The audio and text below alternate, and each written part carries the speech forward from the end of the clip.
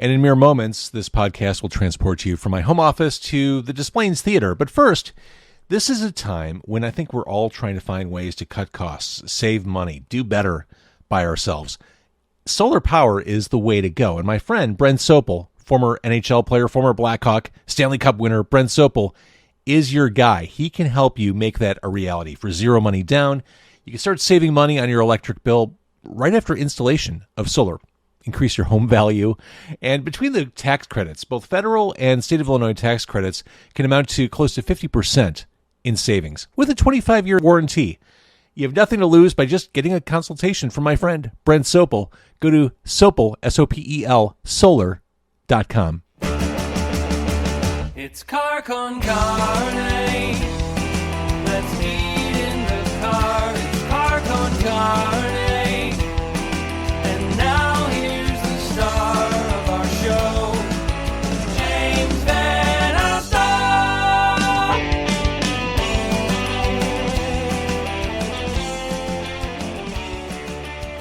So I'm in Des Plaines right now. This is Car Con Carne. I'm James Van Alstyne, or Midge Van Alstyne, really, if you want to play that game. Fair enough, yeah. James phonetically flipped.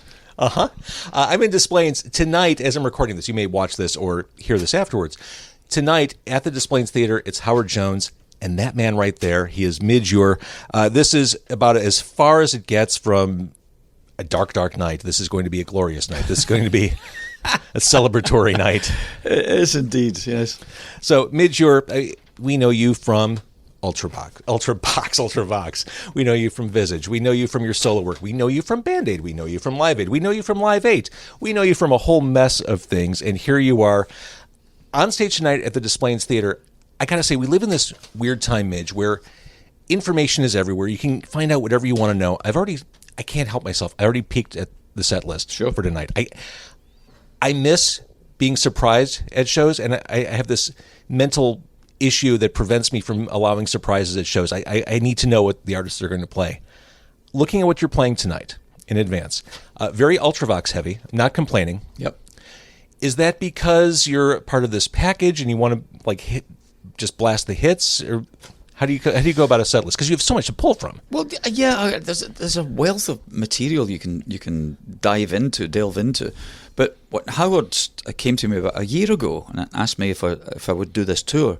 He wanted to do a very kind of technology heavy tour. And I thought, yeah, well, that's kind of interesting, and I love Howard. We've been friends for a long time, and I thought, well, when it's not your audience, you've got to be careful about what you play. I'm not here to educate people. I'm not going to say here's a fantastic 7-minute long instrumental. Are you just going to get glazed looks or people wandering off to go to the concession stands or whatever?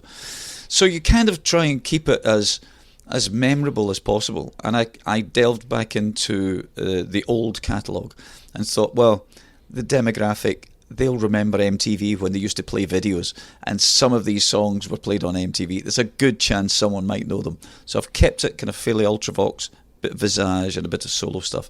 But, 45 minutes. I'm making it as difficult for Howard to follow me as possible. That's it, right? Why not? I'm sure he would do exactly the same with me. You mentioned technology. I mean, obviously, you've been around for a few decades. How important is it for an artist to stay contemporary, to be not just from a musical and gear perspective, but from a platform and community perspective, to be up on tech?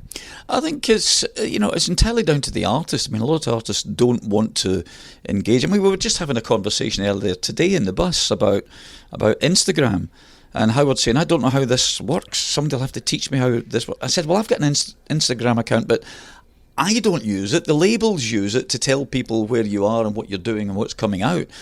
But the younger guys in the crew in the band, they're saying, oh no, that's the way you've got to go. You've got to do that. I mean, luckily they're not young enough to insist we use TikTok, which I draw the line at. I'm not doing 2-minute or 2-second videos and whatever. I think keeping up with the musical technology is incredibly important. I think moving along, it's always been something that's fascinated me. It's something that's fascinated Howard.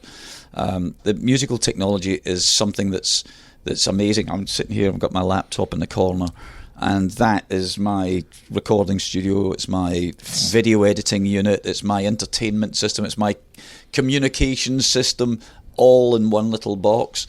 And that's important, you do keep up with it. But the main thing is you keep your ideas going. You know, the technology is, you can record in many different ways. If you haven't got a good idea, there's no point in recording it. Let's look at it from a community perspective, because the last time I interviewed you, it was during peak COVID months when we were all sheltering in place, and you found ways to reach your audience, monetize your art. What did you learn, or did you learn anything from engaging with your community during that period? Yeah, I mean, you've got to think that, you know, maybe, you know, a couple of decades ago, artists were kind of untouchable. You know, you could write a fan letter or reach out to a label or an agent or something. Now people can access you directly. So you're more of a friend than someone on a high tower. And that kind of stuff is really interesting. I didn't know quite what to do. I was in New Zealand when all of this kicked off. I was touring there, and we've managed to hobble round most of the Australian tour before we had to cut it short and fly back home, to try and fly back home. And everyone thought, yes, a 6-week, 2-month thing, it'll be back to normal. And of course, nobody saw it was 2 years or plus. So I kind of thought about the idea of doing concerts from home. But the things I'd seen on the internet were usually just done on a laptop with a built-in camera and the mics that in the... Yeah, the audio was terrible by and didn't large. sound good, Yeah. didn't look particularly good. So in true my style, I delved into it big time, found out the best cameras I could use, and a little tracking system, little digital visual mixer, using mics and guitars that go through processing before you do it, so it sounds good and it looks really good. So I had great fun. I'd spent 3 months researching all of this and building this little mini one-man studio in order to reach out and stay connected with people. And it's been an absolute godsend, not necessarily fiscally, but I think emotionally. Yeah. To have something that's been part of your life that's absolutely natural, that's performing. I've done it since I was 14. To have that taken away from you, you know, not by choice, but by necessity, is difficult. You know, I found the first few months quite depressing. I mean, we all did, but quite depressing that I had nothing in a diary. Everything was gone. Everything had changed. The tours were cancelled or postponed and just shelved. So the idea, the prospect of sitting there doing kind of nothing was dull. So I created something for me to do, keep me active. In reviewing your vast catalog, I want to talk about Answers to Nothing for a moment. After Ultravox called it a day, was that the album you had to make at that point in time?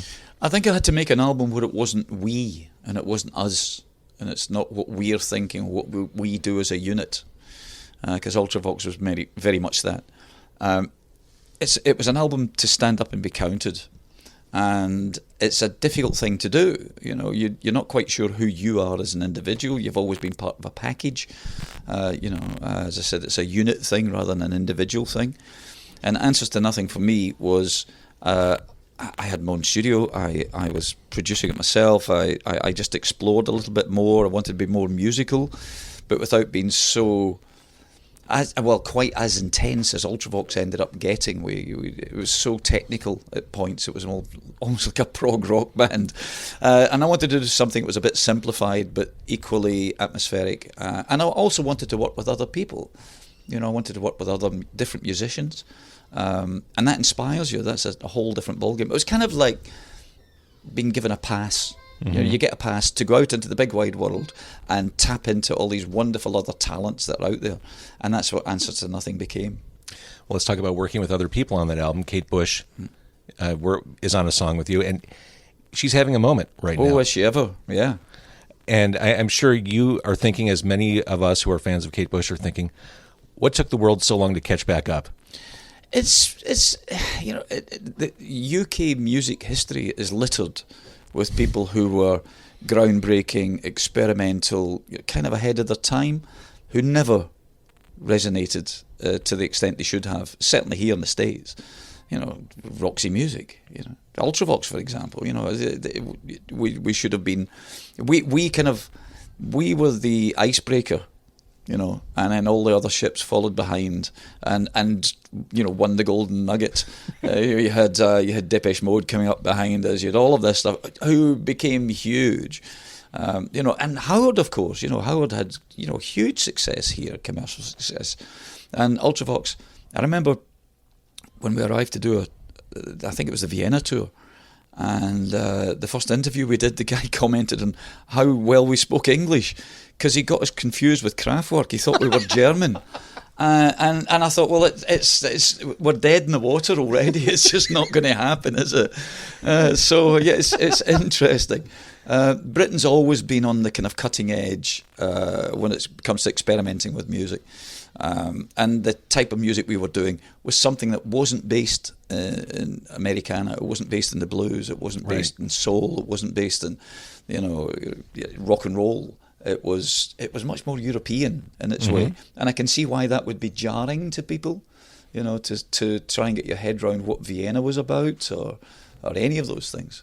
I still get chills when I hear Vienna. And Reap the Wild Winds, all that stuff. So do I. It means I'm still alive, which is quite good. Well, you are still alive, and you keep moving forward. It's interesting. I pulled up in front of the Displays Theater, and on the marquee it said Howard Jones and Midge Ure, 80s new wave heroes or something.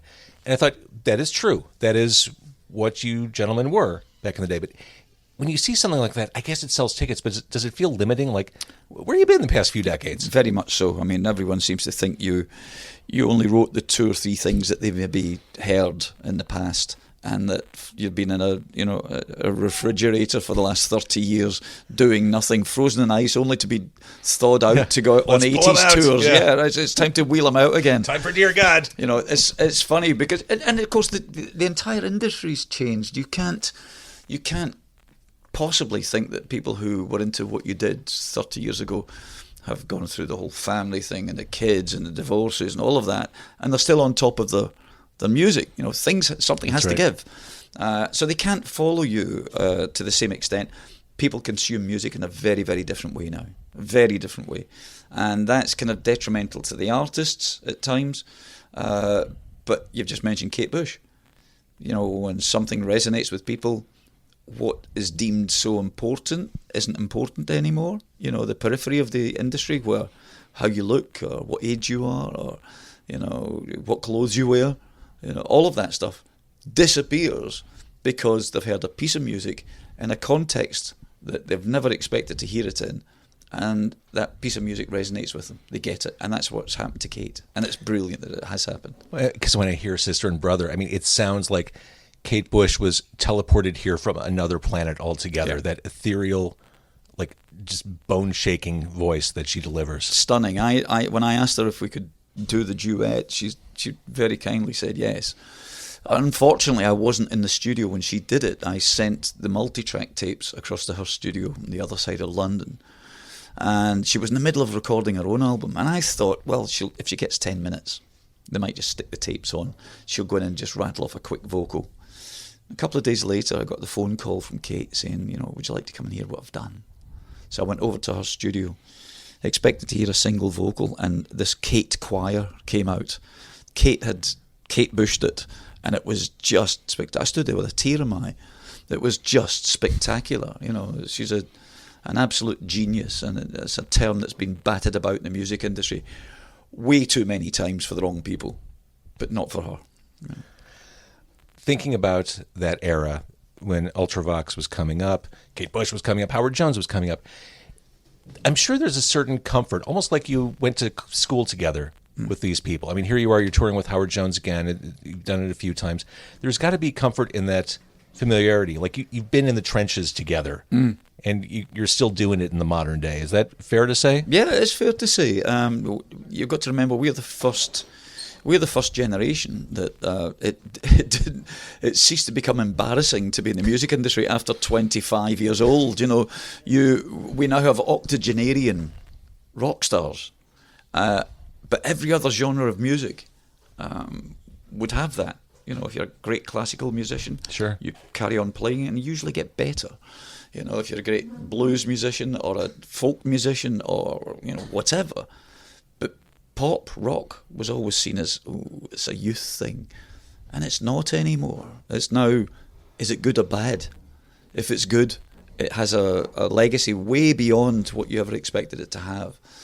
And you're allowed to carry on doing this. I mean, technology's part of it. You know, everyone can afford a laptop and a microphone and a guitar or whatever. And you can record here. You can make an album in this room quite easily. And that was never afforded to us back in the early days. So you had to have record company advances. So the technological changes and this ageism thing that was involved, maybe 25, 30 years ago, has gone. It's all completely gone. You're kind of now respected for still being able to do it. And there's a lot of artists out there who are still really good, still writing brilliant, groundbreaking stuff. And they deserve, the respect that they're now getting. I think one of the challenges is curation. I mean, back in the MTV days, you knew that was a channel. That was a way to discover music. Radio served that purpose for a very long time. It kind of abdicated its throne a while ago. But sure. I think in the modern day, the hardest thing, you mentioned fans who've grown up, had families, divorces, children. It's hard for them to even know where to find stuff. It's not that they don't want to find it, but I think in this great openness of the internet where everything's available, I just think it's harder to tunnel through and figure out where to find what you enjoy. It's a needle in a global haystack. It is. You know, it's just a quagmire out there. Because the great thing about technology is, as I said, it allows you to do stuff. The not so great thing about it is there's no filtration system. So people who aren't particularly good at it are clogging up the airwaves and the ether with music. So everyone's making music. I mean, I don't know, I dare to think what the figures are, but it's massive amounts of singles released or made digitally available, every day. And there's not space for them all. You can't find stuff. So you have to be kind of tuned in. Or in the case of this, I'll be playing to some people tonight who will go, oh God, I remember him. I remember that stuff. And they might just take 5 minutes and look you up on the internet and find your last album. Right. Which is, probably infinitely better than some of the previous albums I've made. As I said, it's a craft. You hopefully get better at what you do. If you're a car designer, hopefully you're really good by the time you're 75. You're designing beautiful things. It doesn't all just disappear one day. So Fade to Grey is kind of a gateway drug for people to discover the new stuff. Well, I think a lot of the young guys who created dance music were inspired by Fade to Grey. It's funny. I think the same thing. I hear a lot of modern pop music, and I think, oh, I could trace that back to Midge Ure. Yeah. I could draw a straight line. But that's how music should be. As my guitar playing, people go, you've obviously listened a bit to Mick Ronson, or you've listened to your Pink Floyd in the past. That's how it should be. We should all be able to inspire. Every musician on the planet got into what they do because they fell in love with somebody else. They fell in love with what they were doing. You were inspired by the sound or the style or whatever. And we all start by emulating other people and eventually develop your own style. And just mentioning Mick Ronson, of course, you're an unapologetic David Bowie fan, as we all are. And why not? Just about every musician on the planet probably owes him a nod of respect because he went out his way to make things difficult, to change things up. At the peak of his success with Ziggy, he killed it, walked away and started doing something else. Not many artists do that. Even that last album, Black Star, which was not an easy listen at first, it's one I went back to, a year or two ago and thought, oh, this is just breathtaking. He was writing his epitaph. Yes. It was hard to listen to at first. Yeah, very much so. But musically, he was not doing anything conventional, not from a pop music perspective. No, not at all. And he didn't care, which is, I think, the good... I'll paraphrase a fantastic quote he said. He said, if you're not moving forward, just standing still, something like that, there's no point in doing it. You have to go out there and make it dangerous for yourself. Yes. So in the spirit of ruining set lists for myself, and this will publish after the Displain show, you are duetting with Howard on Do They Know It's Christmas? Yeah.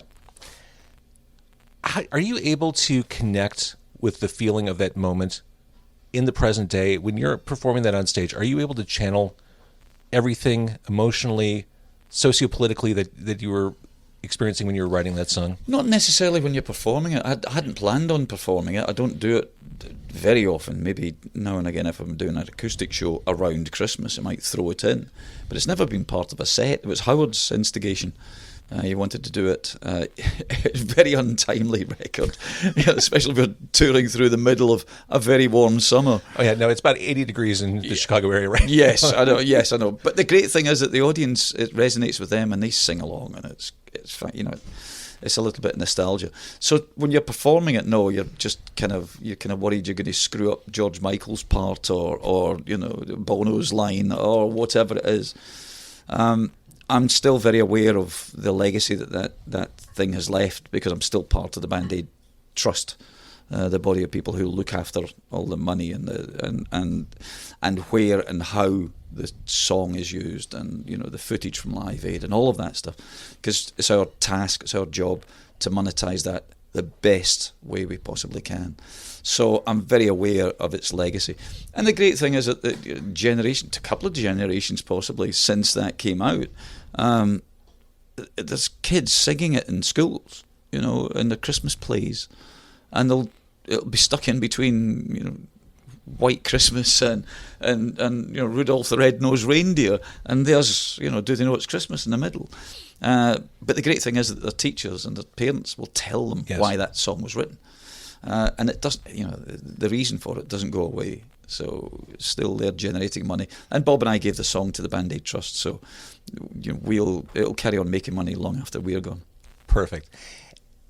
Cynically, can we ever, as a planet, as a collective society, get to something like that again? Can we ever tap into some sort of shared concern, doing right by others? I mean, we're recording this at a time when I'm especially cynical of the world.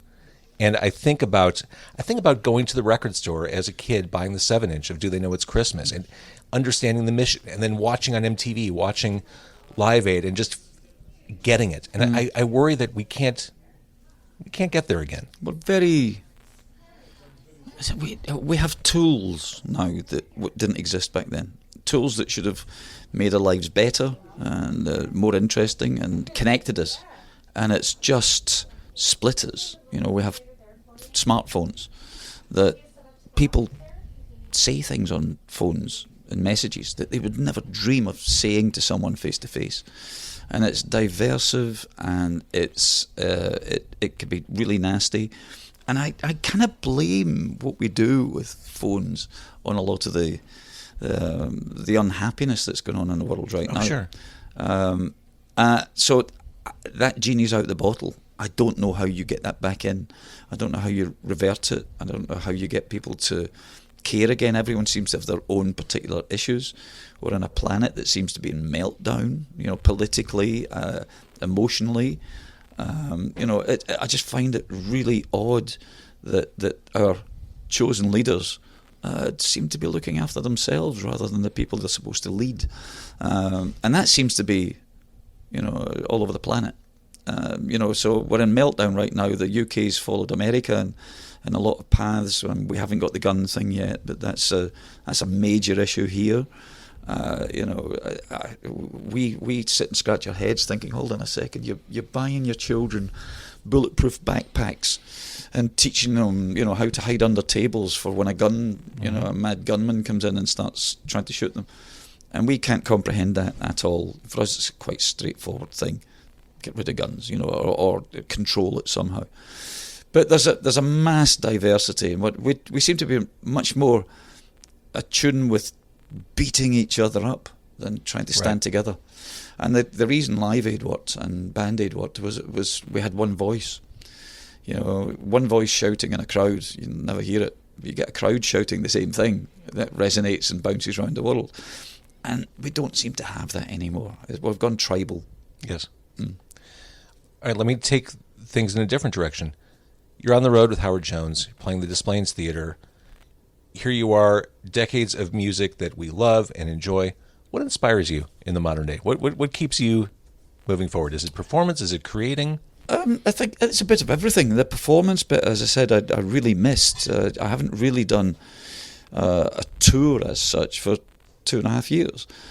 So doing this, I have to say, top of the list. Selfishly, it's an absolute joy. You know, I'm out there with my guitar, my synthesizer, and making a lot of noise, and thoroughly enjoying it. The whole process has been fantastic. But if you do that too long, you're dreading the whole concept of, I've got to go out and play the same songs again. And once it gets to that point, you want to be back in the studio. You want to be creating something new. So even though we were in lockdown, like every other musician on the planet, you started making new material, started writing and creating and exploring a bit, trying things out. So I've been working on 3 different projects. I've got a follow-up to Fragile, which was my last song album as such. Got a follow-up to Orchestrated, which was the orchestrated version of some of the classic hits. And I've just completed an entire instrumental album, which I've always done instrumental music. Every album I've ever done's had a track or 2 on there, but I've never done a complete work. And I sat down and taken my songwriting hat off and put my kind of composing hat on, and sat there and done that. And that's been a great experience. I've thoroughly enjoyed it. It's atmospheric, it's textural, it's melodic, all of the stuff that I really enjoy doing. And the great thing is I don't have to write lyrics. Right. Well, I mean, along those lines, would you want to score a film? Would you want I've done a couple of things in the past, and it's something that I suppose a lot of musicians end up doing. It's a graceful way to grow old. But I'd miss going out there and dragging my ancient old craggy bones on stage and playing my guitar. But all of those things you can do, you know, side by side. It's something I've done in the past. It's something I'd like to do, maybe a bit more of in the future. It has to be the right project. All right, Midge Ure, as we're recording this, we're in Des Plaines. We're in this lovely hospitality area of the Des Plaines Theater. Midge Ure out with Howard Jones, 2 icons, 2 legends, 2 people still making viable, awesome music in the present day. Lovely to talk to you. It's an absolute joy. Thank you.